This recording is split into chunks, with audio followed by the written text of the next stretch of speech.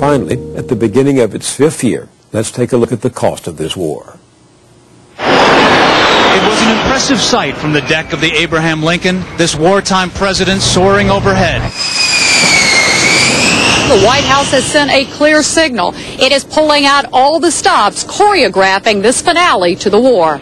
Yes, the war was over. The winner was George W. Bush, hailed by the press as a conquering hero. He won the war. He was an effective commander. Everybody recognizes that, I believe, except a few critics. He looked like, alternatively, commander-in-chief, rock star, movie star, and one of the guys. Here now is the President of the United States as he walks across the deck with 2,000 sailors and officers on board for his address to the nation on the recently completed war in Iraq. Major combat operations in Iraq have ended. In the Battle of Iraq, the United States and our allies have prevailed. By this point, 140 U.S. troops had died during the mission.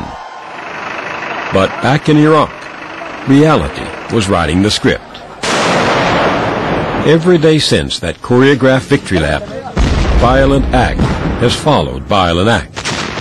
This April was the cruelest month of the year, the deadliest so far. Even the supposedly protected heart of American power in Baghdad, the Green Zone, was shattered by an al-Qaeda attack. Al-Qaeda was not a presence in Iraq before the mission, but it has a firm foothold there now.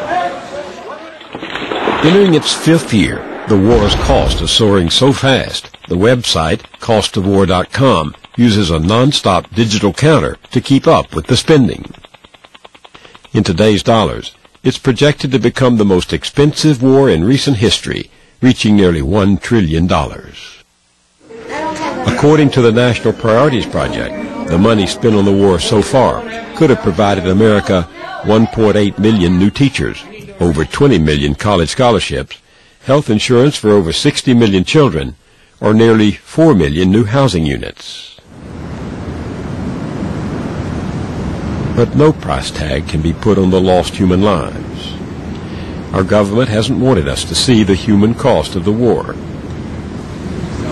It took grieving families and friends and veterans to create their own memorials, like this one, crosses, all in a row on a California beach.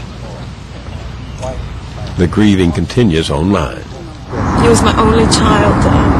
This is something he gave me when he was 12 years old for Valentine's Day. And he wasn't just my brother. He was our father's best friend. He was our mother's baby boy. My brother was a loving guy, a great brother, a great son, a great dad. My angel was given to me on October 7th, 1980, and he remained my angel to this day. The number of soldiers killed has reached 3,372 this week. We just got some oxygen on you, okay? The number wounded, over 25,000. And the number of limbs blown off and amputated, 1,500 so far. And over 5,000 head and brain injuries. And we can never reckon the unseen scars that last a lifetime. Sergeant Ty Ziegel suffered the loss of an eye, a fractured skull, and burns over much of his body from the attack of a suicide bomber. Over 30 operations later, he returned to civilian life and married his high school sweetheart, Renee. As he gets on with his life, his unit is going back for a 3rd tour of duty, including his 21-year-old brother, Zach. As for Iraqis, it's been difficult to get an accurate count of the dead and wounded.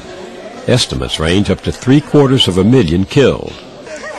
Caught in the crossfire between Sunnis and Shiites, hunted down by death squads, or cut down on their way to school, work, or the market, many just disappear into the debris. Some 2 million have fled the country, running for their lives. Try to imagine what it's like to live with this.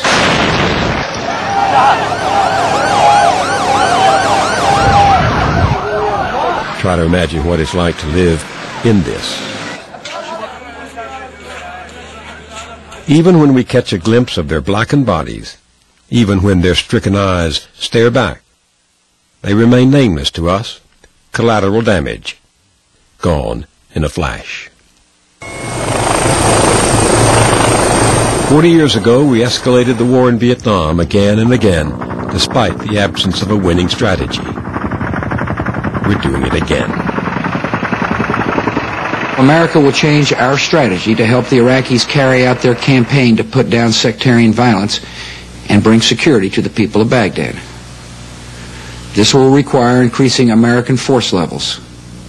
So I've committed more than 20,000 additional American troops to Iraq. The President is also calling up an additional 13,000 National Guardsmen next year, despite the hardships on their families, communities, and jobs. Nor will they be available during that time for emergency duty here at home. And the Army has extended the tour of troops in Iraq to 15 months.